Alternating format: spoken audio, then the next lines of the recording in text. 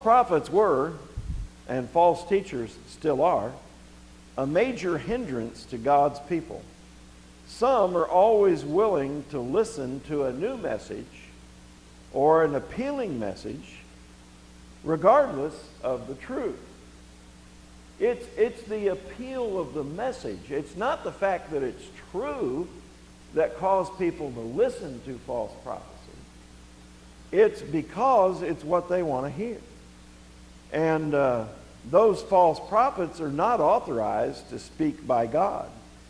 They were speaking on behalf of the Lord when He had not sent them. They were claiming that God gave them this message.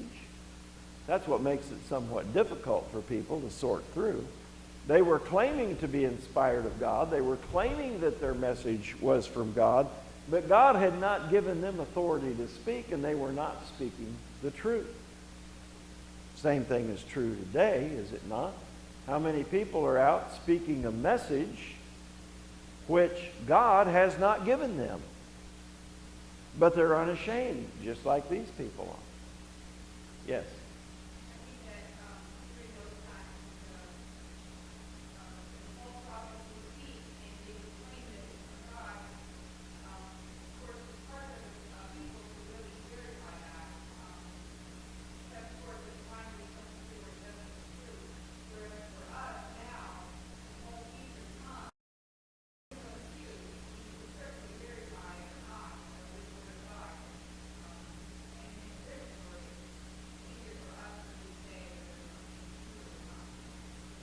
That is the value of the written word that they did not have. You know, a lot of people think, well, if we had miracles, we'd be farther off. Because people could see the miracles and then they'd know. But when they saw the miracles, many of them still rejected Jesus. The word is an advantage because we have a standard by which to test anybody's message. They did not have that entirely. They had it, and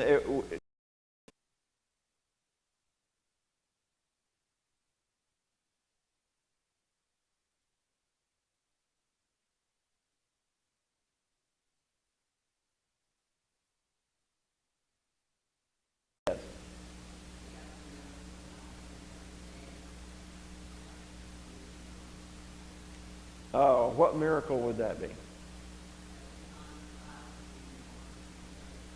No, that's a natural process that God designed. Now, it's a wondrous event, but it's not a miracle.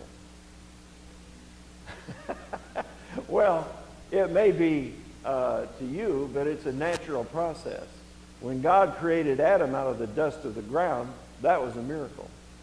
When Adam and Eve had children, that was the beginning of the natural process that still goes on.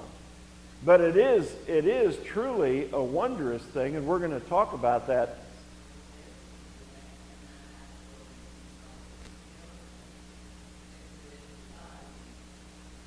Well, no, it's a miracle if the people who can't have one, like Zacharias and Elizabeth, or like Abraham and Sarah. That was really a miracle because she was past the age of childbearing. Okay. Well, you're not using the biblical definition of miracle. You're using your own definition. Okay. To you it is, but biblically it's not.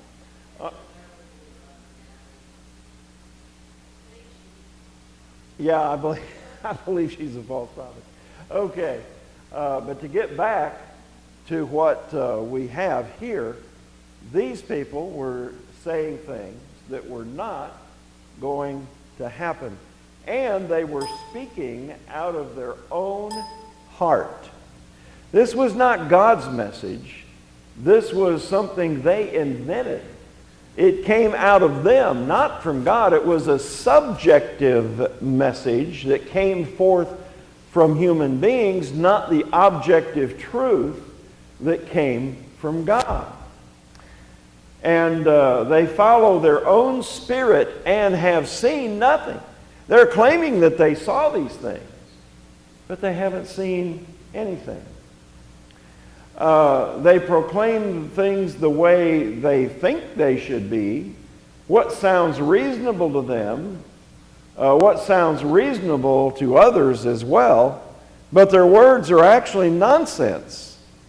But they are so appealing that many believe them anyway.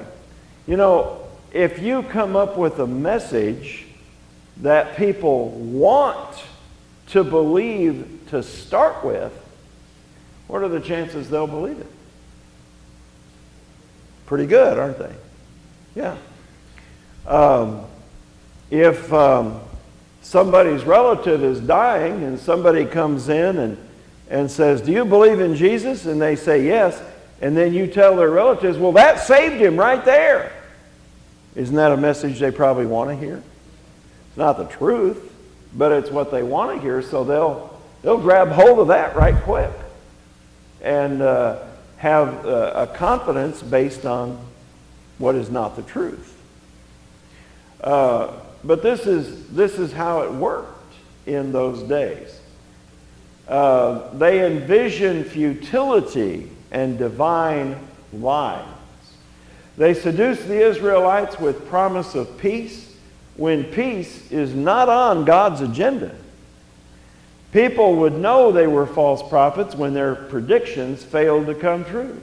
In the meantime, Ezekiel was to prophesy against them. God wanted them exposed, marked, and spoken again, just as Paul would later command in the New Testament. The message of the false prophets contained all the security of a wall built with untempered mortar. In other words, it would collapse. Paul would later write, "Mark them which cause divisions and offenses contrary to the doctrine you have learned."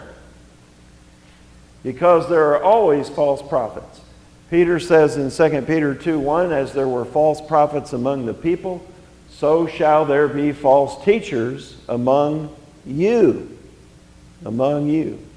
And there are. And there have been since the first century. Okay? Yes, Frank?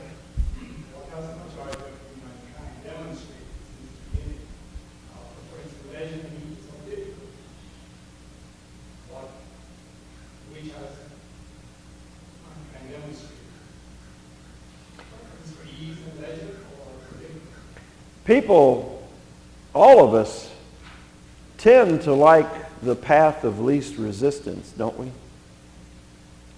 I mean, if there's an easy way to do something or a hard way to do it, which one do you choose? You know, if you can carry a pile of bricks in so many loads, or you can put them in a wheelbarrow, which one are you going to do? I think I'm going to use the wheelbarrow. It's the desire to make things easier that's really responsible for the inventions that we have. Everything practically that's been invented has been invented to make things easier on us, to get more accomplished in less time.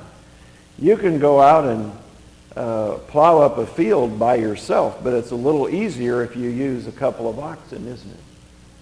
It's even easier if you have a nice tractor that you can plow with. So that's the basis. We try to make things easier on ourselves. So that translates to religion too, doesn't it? People like the religion that costs them the least amount. The only thing is, there aren't any shortcuts here. God gave it to us the way He wanted us to have it. But some people are trying to find shortcuts. Yes?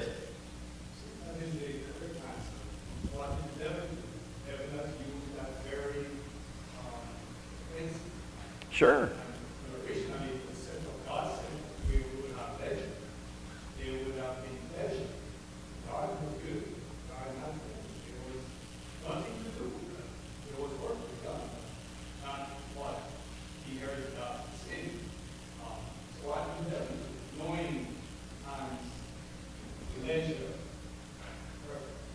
Mm-hmm.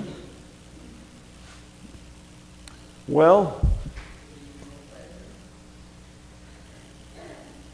did you want to say further on that, Frank?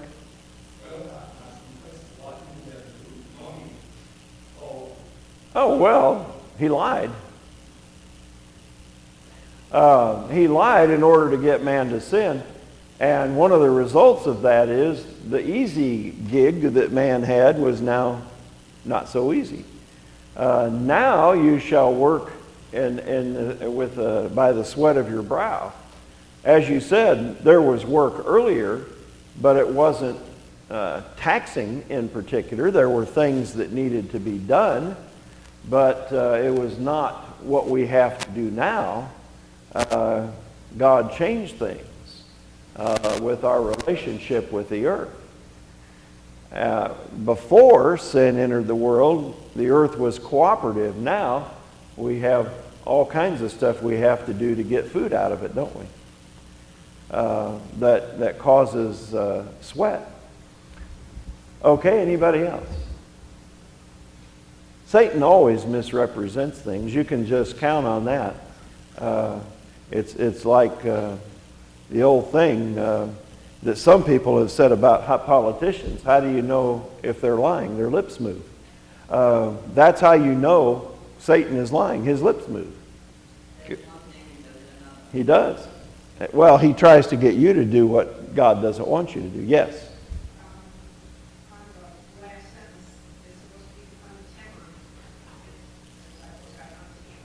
Really? You're right. It would be tampered with. It would disintegrate. Okay, thanks. I didn't catch that.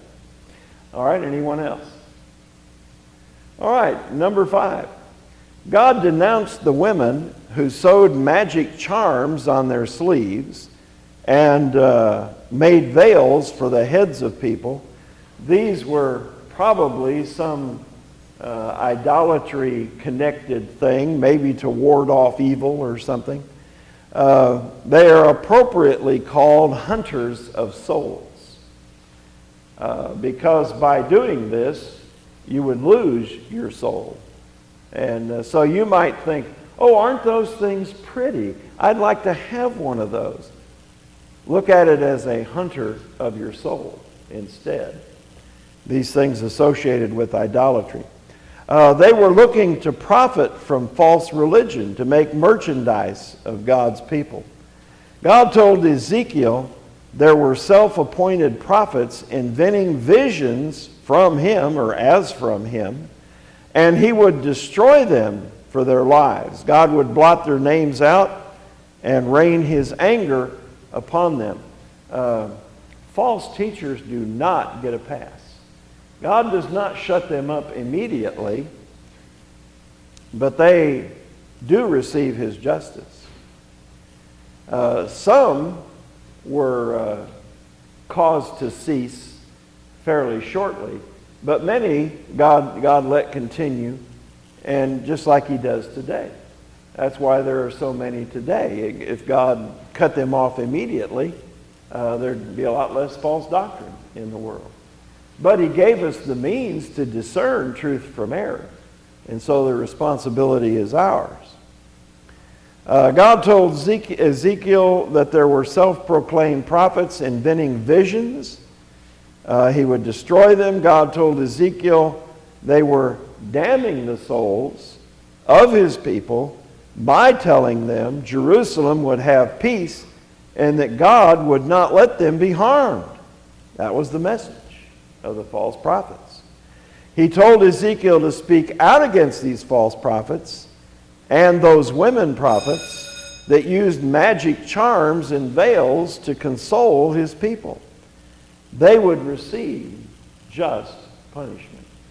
All right, any thoughts or comments on that? Yeah.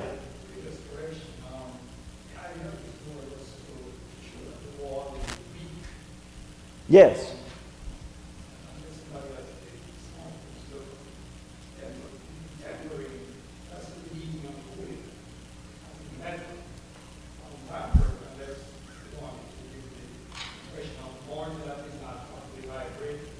Right. It's weak. It's not going to last.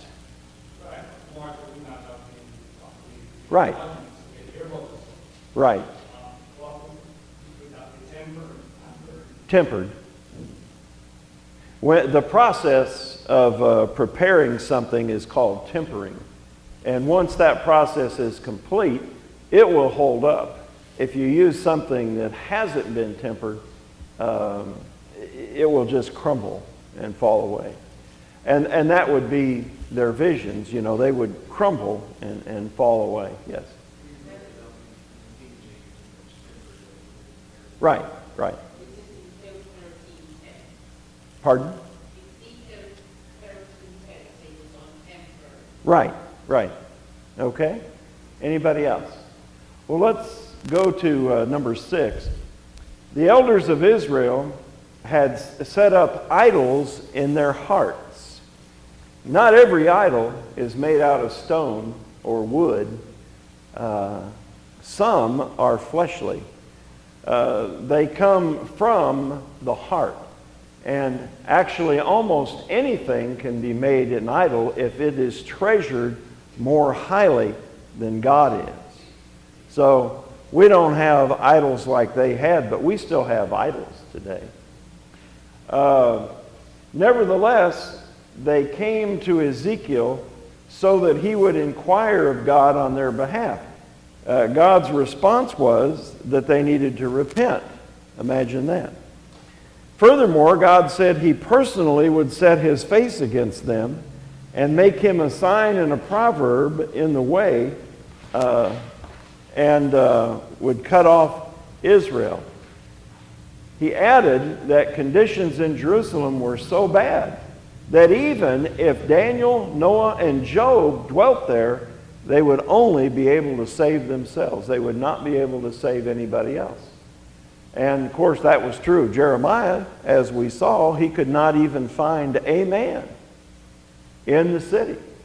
So if Daniel were still living in Jerusalem, he would only be able to save himself and nobody else, or Job or Noah. And by the way, Noah did only save his family. But this was so bad he would have only been able to save himself. All right, so the catastrophes were going to come with wild beasts, sword, pestilence, famine. In the shortest chapter of Ezekiel, God asks if the woody portion of the vine is any good. No, it was only useful to be burned. So the inhabitants of Jerusalem are like that wood, and fire would devour them, and they would be destroyed. Now, chapter 16 is one that really, if you don't read any of the other chapters, read chapter 16. Because gears are switched just a little bit here. God came to Ezekiel with a message addressing Jerusalem's abominable sins. The word abomination, or the plural abominations, appears 46 times in the book of Ezekiel. 9 of those are in chapter 16. Altogether, each word appears 76 times apiece in the entire Bible. So you can see there's a tremendous emphasis on that here. Israel was no better than the Canaanites. He likened them to an orphan child dumped in a field in blood and left to die, which, by the way, sometimes happen in these days. God came along and saved the life of the child. When she, Jerusalem, was old enough to marry, God declared those vows, and she became his bride, and he clothed her in jewels and in fine linen, the queen. Of course, this is all a metaphor, but you can easily see how God did this in the history of his people. And she was known and revered for her beauty. Think about the time of the splendor of Solomon and throughout all the world. Jerusalem decided she could get along without God, however. So she prostituted herself to the idol gods of her allies. The very gold and jewels God had given her, she used to form statues of men to worship. The sons and daughters God gave her, she sacrificed those to idols, such as to Molech. God must crush such infidelity and filthiness of heart. He said, and this is how bad it was, most prostitutes charge for their services, but Jerusalem fell to such low self-esteem, she gave her lovers gifts to bribe them to come to her. So that's a reversal of what you would ordinarily expect, but it's how corrupt she was. She paid her lovers. Well, God would expose her shame and nakedness before her allies. They would strip her of all she had, burn her homes, leaving her destitute while God stood by quietly and allowed it. God said Jerusalem's sins far surpassed those of Samaria and Sodom. Because of it, she would be exposed. Like mother, like daughter applied to her. She loathed her husband and children. Her mother was a Hittite. Her father was an Amorite. Her older sister is Samaria. Her younger sister is Sodom. How could she be worse than both? Because she saw what happened to them and did it anyway. That makes it even worse. And so with those two examples, nevertheless, she would not repent. God knew, would renew his covenant with her later after bringing her back from captivity. So we'll leave off